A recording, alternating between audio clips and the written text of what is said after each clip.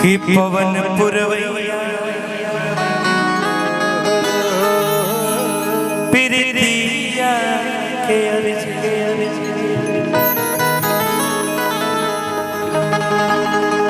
प्राण प्रीतम के धुन में विभोर हो गई। चांद के देश में मनिया जो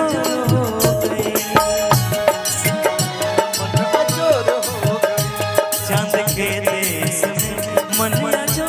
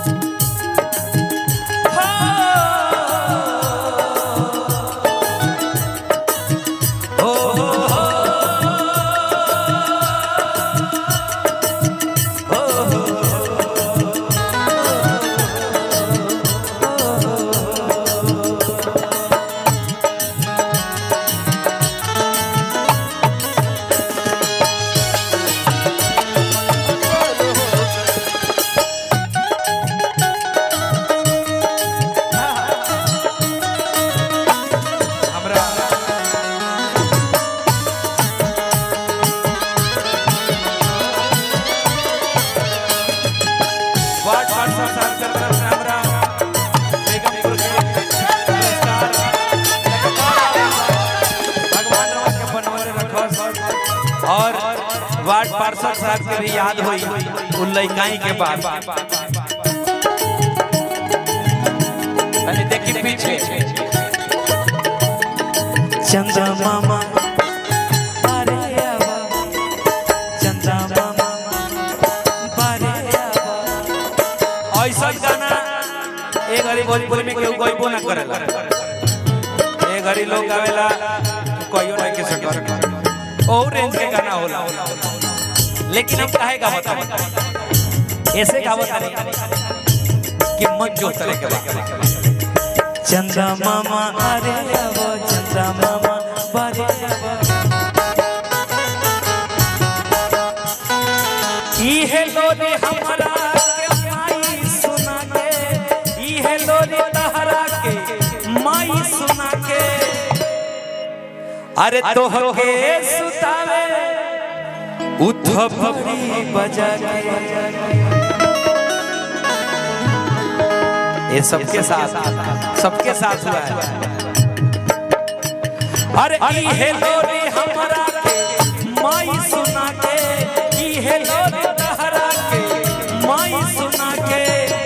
तोह के सुतावे उठपरी बजा के, तोह के सुतावे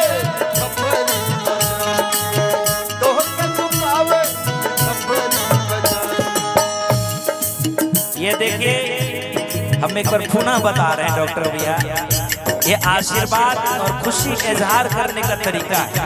पैसा बहाना होता है कि अपनी खुशी को कैसे इजहार करें, अपने आशीर्वाद को कैसे। बहुत बहुत धन्यवाद। प्राण प्रीतम के धुन में विभोर हो गई। हमरा नेहा राजी के दहिन बाह विकास बाबू के तरफ से पुरस्कार बा। कलाकार जाति कलाकार जाति के पुरस्कार देवेला तो तनी हौसला और चौगुना होखेला। प्राण प्रीतम के धुन में विभोर हो गई। चांद के देश में मनिया जो हो गई। चांद के देश में चांद के देश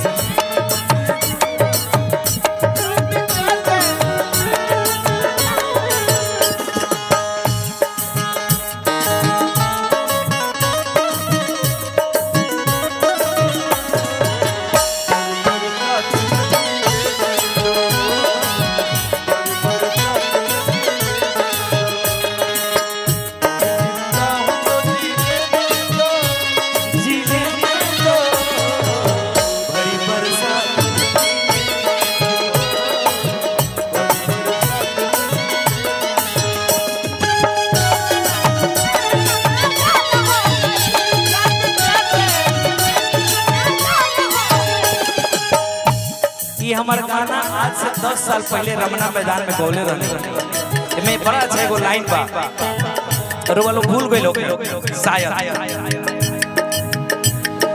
बोका बोका तीन तरका लवा लाठी चनन काठी हमरा भाई के तरफ से पुरस्कार बा। अच्छा ई बोका बोका तीन तरका लवा लाठी चनन काठी याद बा के खेलले बा तने हाथ उठा के बताई त ई सब लोग खेलले बा वाह बोका बोका तीन तरका लवा लाठी चनन काठी